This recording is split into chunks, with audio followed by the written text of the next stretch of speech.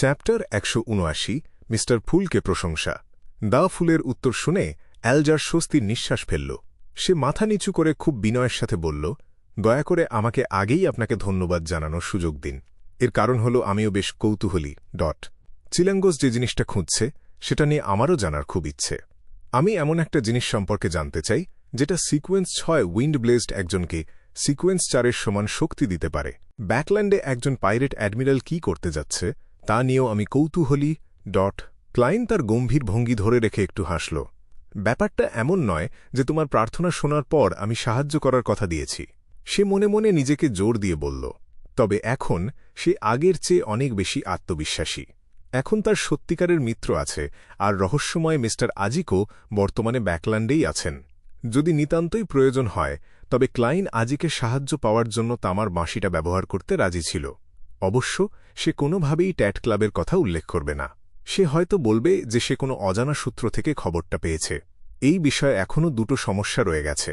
প্রথমত, আজিকের সাথে ক্লাইনের সম্পর্কটা কেবল সহযোগিতার মধ্যেই সীমাবদ্ধ। চিলাঙ্গোস কি করছে বা সে কোনো রহস্যময় জিনিসটার পেছনে ছুটছে সে বিষয়ে আজিকের নিজের আগ্রহ না থাকলে সে যে সাহায্য করবেই এমন কোনো কথা নেই। দ্বিতীয়ত, আজিক ঠিক কতটা শক্তিশালী সে বিষয়ে ক্লাইন নিশ্চিত ছিল না। এমনকি সে যদি ধরেও নেয় যে আজিক একজন হাই সিকোয়েন্স বিয়েন্ডার, তবুও তাকে এটা মাথায় রাখতে হবে যে স্মৃতি হারানোর কারণে তার ক্ষমতা হয়তো কমে গেছে। কারণ জ্ঞানকে সাধারণত ক্ষমতার সমতুল্য ধরা হয়, আর জ্ঞানের অভাবেই নিশ্চিতভাবে আজিকের ক্ষমতা কমে যাবে। যদি তাই হয় তবে আজিক যে চিলাঙ্গোসকে সামলাতে পারবে তার কোনো নিশ্চয়তা ক্লাইন দিতে পারল না, বিশেষ করে যখন চিলাঙ্গোসের হাতে ক্রিপিং হাঙ্গার আছে। ক্লাইনের ভয় ছিল যে সে হয়তো আজিককে বিপদে ফেলে দেবে, তাই একদম বাধ্য না হলে সে আজিককে ঝামেলায় জড়াতে রাজি ছিল না। এখন যখন আমি এটা নিয়ে ভাবছি, মিস্টার আজিকের সেই ভয়ঙ্কর বার্তাবাহককে ব্রোঞ্জের বাঁশি দিয়ে ডেকে আনা যায় না। ওই জিনিসটাকে মোটেও বার্তাবাহকের মতো দেখতে নয়, ওটা তো কোনো ভয়ঙ্কর ভিলেনের চরিত্রেও মানিয়ে যাবে। তাই মিস্টার আজিক যদি ক্রিপিং হাঙ্গার দিয়ে শক্তিশালী হওয়া চিলাঙ্গোসকে হারাতেও না পারেন, তবুও তিনি খুব সহজেই নিজেকে রক্ষা করতে পারবেন এবং the hanged man, Miss Justice আর তার সঙ্গীদের বাঁচানোর মতো যথেষ্ট শক্তি তার থাকবে। এই কথা ভাবতে ভাবতে ক্লাইন তার বসার ভঙ্গিটা একটু বদলাল। তখনও সে চেয়ারের পেছনে হেলান দিয়ে বসেছিল। সে তার বাঁ পায়ের ওপর ডান পা তুলে বসল। দ্য হ্যাংড ম্যান অ্যালজার দ্য ফুলের দিকে তাকাল এবং আবার কথা বলল। আমি খুব তাড়াতাড়ি সম্রাট রোজেল গুস্তাভের ডায়েরির কিছু পাতা হাতে পেতে যাচ্ছি। আমার বিশ্বাস আগামী সভায় বা তার পরের সভায় আমি সেগুলো আপনার কাছে তুলে ধরতে পারব। চার্চ অব স্টর্মসের ব্যবস্থা অনুযায়ী প্রিটজ হারবার ছিল ব্যাকল্যান্ড ডায়োসিসের অধীনে। তাই তার আগের সমুদ্রযাত্রার রিপোর্ট দেওয়ার অজুহাতে অ্যালজার রাজধানীতে ঢুকে ভাইস অ্যাডমিরাল হারিকেন চিলাঙ্গোসের দেখা দেওয়ার জন্য অপেক্ষা করতে পারত। গত যুগের শেষ পর্যন্ত ব্যাকল্যান্ডই ছিল চার্চ অব স্টর্মসের প্রধান কার্যালয়। লুইন কিংডম প্রতিষ্ঠিত হওয়ার পরেই কেবল তারা তাদের পবিত্র বেদিপার্শ্ব দ্বীপে সরিয়ে নিয়েছিল। যাই হোক না কেন, ব্যাকল্যান্ডে চার্চ অব স্টর্মসের অবস্থান ছিল 7 গ্রেট চার্চের প্রধান কার্যালয়গুলোর ঠিক পরেই। চার্চ অব স্টর্মসের কাছে কি পরিমাণ তথ্য জমা ছিল তা সহজেই অনুমান করা যায়। এমন পরিস্থিতিতে অ্যালজার বেশ আত্মবিশ্বাসী ছিল যে গবেষণার নাম করে সে সম্রাট রোজেল গুস্তাভের ডায়েরির পাতাগুলো সংগ্রহ করতে পারবে, কারণ সেগুলো তো বর্তমানে পড়াই যায় না। ক্লাইন তার গলার স্বরে একটু আনন্দের আভাস ফুটিয়ে তুলল। মাথাটা হালকা নেড়ে সে বলল, খুব ভালো। এই মুহূর্তে সে আসলে আনন্দ আর দুশ্চিন্তা দুটোই একসাথে অনুভব করছিল। সে খুশি ছিল যে খুব শিগগিরই সে সম্রাট রোজেল গুস্তাভের ডায়েরির বেশ কয়েকটা পাতা দেখতে পাবে। সেগুলোতে হয়তো অনেক দরকারি তথ্য থাকতে পারে, কিন্তু দ্য হ্যাংড ম্যানকে এর বিনিময়ে তাকে কি দিতে হবে তা নিয়েও সে চিন্তিত ছিল। কারণ কেউ জানত না দ্য হ্যাংড ম্যান ডায়েরির বিষয়বস্তু নিয়ে আগ্রহী হবে কিনা, বা সেই বিষয়বস্তুগুলো যথেষ্ট মূল্যবান কিনা। এমনকি একজন সিআরও এটা আগে থেকে বুঝতে পারে না। আমাকে কি আসলেই আমার ব্লেসডকে দিয়ে তাকে সাহায্য করাতে হবে? ক্লাইন নীরবে একটা দীর্ঘশ্বাস ফেলল। The hanged man are the ফুলের মধ্যে কথাবার্তা শেষ হতে দেখেই অড্রে হল তড়িঘড়ি করে বলে উঠল, সম্মানিত মিস্টার ফুল, আমি যদি কোনো সময়োপযোগী আর দরকারি তথ্য পাই তবে আমি কি আপনার নাম জপে একটা রিচুয়াল করে আপনাকে জানাতে পারি? সময়োপযোগী দেখো, মিস জাস্টিস কি সুন্দর সুন্দর শব্দ বেছে নেয়। তার তুলনায় তুমি বড্ড আনস্মার্ট, দ্য হ্যাংড ম্যান। ক্লাইন একটু মাথা নাড়ল। কুয়াশার আড়াল থেকে সে বলল, তুমি পারো। দারুণ। অড্রে গোপনে উত্তেজনায় তার হাত মুঠো করল। ঠিক সেই সময় ক্লাইন দ্য সান ডেরিকবার্গের দিকে তাকাল, যে এতক্ষণ চুপচাপ তাদের কথাবার্তা শুনছিল। সে শান্ত গলায় বলল, তোমার জন্য একই কথা প্রযোজ্য। জি মিস্টার ফুল। ডেরিক মাথা নিচু করল। অড্রে কথা বলার আগে সেই বিশাল জাঁকজমকপূর্ণ রাজপ্রাসাদ কয়েক সেকেন্ডের জন্য নীরব ছিল। সে বলল, আমার একটা রেইনবো স্যালামান্ডারের আস্ত পিটুইটারি গ্ল্যান্ড দরকার। টেলিপ্যাথিস্ট পোষণের একটা মূল উপাদান। দ্য হ্যাংডম্যান অ্যালজার এমনভাবে একটু মাথা নাড়ল যেন সে কিছু একটা ভাবছিল। আমার কাছে ওটা নেই। সত্যি বলতে, আমি এই প্রাণীটাকে শুধু বইয়ের পাতাতেই দেখেছি। The sun. ডেরিক শুনল যে তার কাছে এই শব্দটা স্বয়ংক্রিয়ভাবে ফ্যান্টম নেথাড্রেক হিসেবে অনুবাদ হয়ে গেল। কি ধরনের বইতে আবার কোনো অতিপ্রাকৃত প্রাণী নিয়ে আলোচনা থাকে? কি ঈর্ষণীয়! আমি কেবল বিয়ন্ডারদের সভাতেই এই ধরনের তথ্য পেতে পারি, কারো মুখে শুনে বা কোনো দুমড়ানো মোচড়ানো কাগজের টুকরো থেকে। এর কোনো নির্দিষ্ট নিয়ম নেই, আর আমার জ্ঞান খোঁজার পদ্ধতিটাও একদম অগোছালো। ভবিষ্যতে আমি দ্য সানের ওই বইটার সাথে কোনো কিছু বদল করার একটা উপায় ঠিকই বের করব। ওহ, সে তো আবার বার্ড পোষণের ফর্মুলা নিয়ে আগ্রহী ছিল। অড্রে একটু ঈর্ষা নিয়েই ভাবল। ঠিক সেই মুহূর্তে অ্যালজার দ্য ফুলের দিকে তাকাল, তারপর নিজের দৃষ্টি সরিয়ে নিল।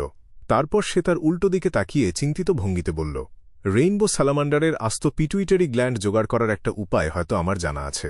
অড্রেকে কিছু বলার সুযোগ না দিয়েই সে আবার বলল, তবে সেটা কেবল চিল্ল্যাঙ্গোসকে খুঁজে পাওয়ার উপরই নির্ভর করছে। যখন সময় আসবে, রেইনবো স্যালামান্ডারের এই আস্ত পিটুইটারি গ্ল্যান্ডটা হবে তোমার কাছে আমার পাওনা অতিরিক্ত ক্ষতিপূরণের সমান। মিস জাস্টিস, তুমি হয়তো জানো না, কিন্তু এই প্রাণীগুলো প্রায় বিলুপ্ত হয়ে গেছে, আর এদের খোঁজ কেবল সি অফ ফগ, বার্সার্ক সি বা সোনিয়া সির আদিম দ্বীপগুলোতেই পাওয়া যেতে পারে।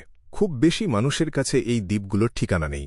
হে, তোমার যদি আগ্রহ থাকে, তবে আমরা একটা চুক্তি করতে পারি, কারণ কিভাবে সেখানে যেতে হয় তা যে খুব অল্প কয়েকজন জানে, আমি তাদেরই একজন। ওই আদিম দ্বীপগুলো নিয়ে আমারও আগ্রহ আছে। ক্লাইন চুপচাপ তাদের কথা শুনছিল। রেইনবো স্যালামান্ডারের বিলুপ্ত হয়ে যাওয়ার কথা ভাবতে ভাবতে হঠাৎ ওল্ড নীলের সাথে করা একটা জোকসের কথা তার মনে পড়ে গেল, ড্রাগন এবং দৈত্য সংরক্ষণ সমিতি। সে মনে মনে একটা দীর্ঘশ্বাস ফেলল। এই কথা শুনে অড্রে রোমাঞ্চিত হয়ে উঠল। সে তার আবেগ চেপে রেখে বলল, ইতিহাসকে জানার জন্য এই আদিম দ্বীপগুলোর খোঁজে সমুদ্রযাত্রায় বের হওয়ার স্বপ্ন আমি একসময় দেখতাম। হে আমার দেবী, ট্যাট ক্লাব কতটা শক্তিশালী, কতটা চমৎকার! এমন একজন সদস্যকে যুক্ত করতে পারা যার কাছে সেই আদিম দ্বীপগুলোর ঠিকানা আছে। মিস্টার ফুলের জয় হোক। অড্রে তার স্পেকটেটর অবস্থা ধরে রাখতে পারল না। তার মুখে একটা হাসি ফুটে উঠল। আদিম দ্বীপ? ক্লাইন এক মুহূর্তের জন্য জমে গেল। তারপর সে সম্রাট রোজেল গুস্তাভের ডায়েরির সেই পাতাটার কথা ভাবল, যেটা সে দেখেছিল, যেখানে সম্রাট নিজেকে একজন জলদস্যু রাজা হিসেবে বর্ণনা করেছিলেন। তিনি বলেছিলেন যে যখন তিনি আর তার 4 horseman of the apocalypse sea of ফগের একটা অনিরাপদ সমুদ্রপথ ধরে যাচ্ছিলেন, তখন তিনি অনেক অতিপ্রাকৃত প্রাণী থাকা একটা অচেনা দ্বীপ আবিষ্কার করেছিলেন। ওটাই কি সেই তথাকথিত আদিম দ্বীপ হতে পারে? কি দুর্ভাগ্য, মহান সম্রাট তার ডায়েরিতে কোনো ঠিকানা লিখে যাননি। হয়তো এই তথ্য সামনের কোনো পাতায় পাওয়া যাবে, কিন্তু এখন পর্যন্ত আমি তার ডায়েরির পাতাগুলো তো আর পরপর সাজানো অবস্থায় পাইনি। ক্লাইনের মনটা আক্ষেপ আর প্রত্যাশায় ভরে উঠল। দ্য সান ডেরিকের মধ্যেই sea of fog, বার্সার্ক sea, Sonia sea, আদিম দ্বীপ ইত্যাদি শব্দগুলো শুনে একদম বিভ্রান্ত হয়ে গিয়েছিল। তার বারবার এটাই মনে হতে লাগল যে মিস জাস্টিস আর মিস্টার হ্যাংম্যান তার চেয়ে একদমই আলাদা কোনো জগতের মানুষ। কয়েক সেকেন্ড নিজেকে সামলে নেওয়ার পর অড্রে কৌতূহলী হয়ে জিজ্ঞেস করল, রেইনবো স্যালামান্ডার প্রায় বিলুপ্ত হয়ে যাওয়ার মানে কি এই যে স্পেকটেটর পাথ হয়ে খুব শিগগিরই বন্ধ হয়ে যাবে? না, নিশ্চিতভাবেই এর কোনো বিকল্প উপাদান থাকবে। অ্যালজার একদম সরাসরি উত্তর দিল। কি কি বিকল্প উপাদান আছে? প্রশ্ন করার সময় অড্রের চোখ দুটো উজ্জ্বল হয়ে উঠল। অ্যালজার মাথা নাড়ল, কিছু গভীর সত্য গোপন রেখেই সে উত্তর দিল, আমি জানি না। হয়তো সাইকোলজি অ্যালকেমিস্টদের সদস্যরা জানতে পারে। তাহলে তুমি কিভাবে এত নিশ্চিত হচ্ছ যে বিকল্প উপাদান থাকবেই? অড্রে ঠিক বুঝতে পারল না। অ্যালজার হাসল এবং বলল, সময় হলেই তুমি বুঝতে পারবে। নাকি এই মুহূর্তে এই তথ্যের বিনিময়ে দেওয়ার মতো কিছু তোমার কাছে আছে? আমার মনে হয় আমি অপেক্ষাই করব। অড্রে মুখ গোঁচ করে একটা দীর্ঘশ্বাস ফেলল। সে মিস্টার ফুলকে জিজ্ঞেস করার চিন্তাও বাদ দিল। এই মুহূর্তে এটা জেনে আমার কোনো লাভ নেই। দ্য হ্যাংডম্যান নিশ্চিতভাবেই ভাইস অ্যাডমিরাল হারিকেন সম্পর্কে কিছু জিজ্ঞেস করবে, আর আমাকে ওই বিষয়ের খুব গভীরে জড়ানো ঠিক হবে না। হঠাৎ তার নিজের বুদ্ধির প্রশংসা করতে ইচ্ছে হল, কিন্তু সে ঘুণাক্ষরেও ভাবতে পারেনি যে ঠিক ওই মুহূর্তে মিস্টার ফুল খুবই হতাশ বোধ করছিলেন। অ্যালজারের কথাগুলোর মধ্যে কি রহস্য লুকিয়েছিল তা নিয়ে ক্লাইন বেশ কৌতূহলী হয়ে উঠেছিল। দুর্ভাগ্যবশত মিস জাস্টিস, যে এতদিন ধরে সবচেয়ে ভালো সাহায্যকারী ছিল, সে এই লেনদেনটা আর এগোতে চাইল না।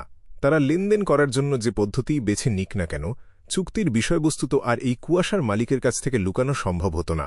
আচ্ছা, রেইনবো স্যালামান্ডার প্রায় বিলুপ্তির পথে থাকলেও সাইকোলজি অ্যালকেমিস্টরা এখনও বিকল্প উপাদানের কথা না বলে এটাকেই একটা উপাদান হিসেবে ফর্মুলাগুলোতে দিয়ে যাচ্ছে। এর মানে কি এই যে সাইকোলজি অ্যালকেমিস্টদের কাছে নির্দিষ্ট কিছু আদিম দ্বীপের ঠিকানা আছে, নাকি তারা এমন কোনো সংগঠনের সাথে মিলে কাজ করছে যাদের কাছে এই ঠিকানাগুলো আছে? ক্লাইন অবাক হয়ে ভাবল।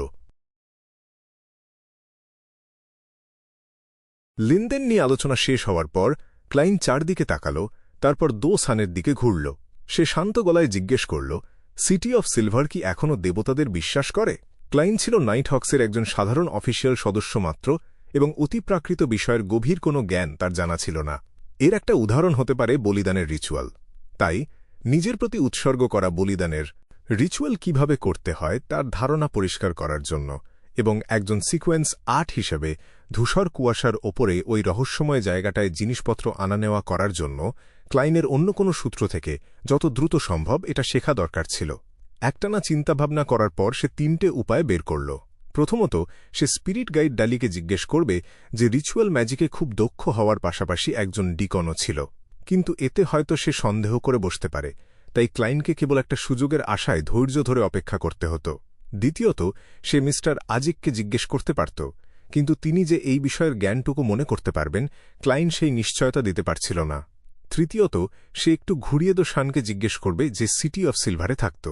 নিজের ভাবমূর্তি ঠিক রেখে কিভাবে সে কাজটা করবে সেই বিষয়ে ক্লাইন আগেই একটা ধারণা তৈরি করে ফেলেছিল। সে যা জিজ্ঞেস করুক না কেন তা ওই দেবতাদের সাথেই যুক্ত থাকবে। ডেরিক খুব সম্মানের সাথে উত্তর দিল, আমরা এখনও সবকিছুর সৃষ্টিকর্তা সেই প্রভুকে বিশ্বাস করি, যিনি সর্বশক্তিমান এবং সর্বজ্ঞ ঈশ্বর।